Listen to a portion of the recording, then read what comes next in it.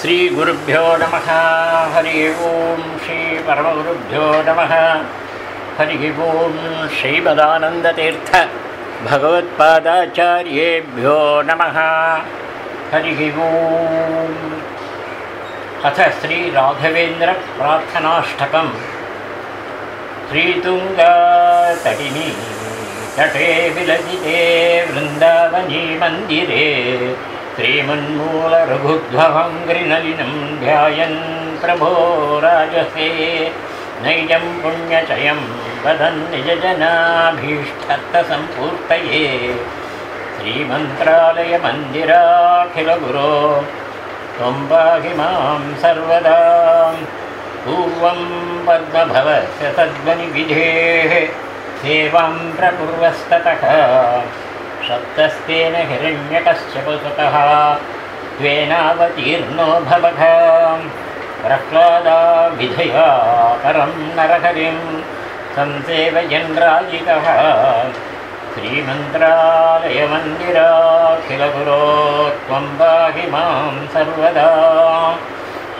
सद्भक्त्या परितोषितो नरहरिः दिव्यान् वरान् अद्भुतान् दत्त्वा त्वां करुणानिधिर्निजजनेषु आद्यं वितन्वन्मुदां तद्धृत्पद्मगतोऽधुना विहरते कान्तोषयन् सज्जनां श्रीमन्त्रालयमन्दिराखिलगुरो त्वं पाहि मां सर्वदा। श्रीमत्पावनपावनागममहा सिद्धान्तसंस्थापनात् श्रीकर्णाटकभूमिपालविनुत श्रीव्यासराजाभिध राजन्दुर्मदवादिगर्वदमने सिंहायितः कीर्तिमान् श्रीमन्त्रालयमन्दिराखिलगुरो त्वं पाहि मां सर्वदा। श्रीमद्वेदपुराणभारतमहां मन्त्रार्थसम्बोधकः गीतासुक्तसुपञ्चकोपनिषदां व्याख्यां प्रकुर्वन्मुहुः तल्लोकावनलोकपूजितमहाभाष्याद्यवर्येष्ठद श्रीमन्त्रालयमन्दिराखिलगुरो त्वं पाहि मां सर्वदा। श्रीमद्गौतमवंशवादिधिजने तत्थर्थसम्बोधकः श्रीमन्मध्वसुभद्रपीठविलसन् मौनीन्द्रसम्पूजित भक्तानिष्टनिवारकेष्टफलद प्रध्वंसिताघामल श्रीमन्त्रालयमन्दिराखिलगुरो त्वं पाहि मां सर्वदा। श्रीमद्राघवनारसिंहयदुप श्रीव्यासनारायणाः नित्यं तद्धृदये वसन्ति वसुधा कल्याणमापूरणाः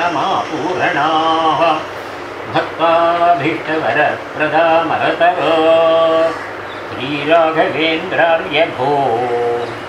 श्रीमन्त्रालयमन्दिराखिलगुरो त्वं पाहि मां सर्वदा।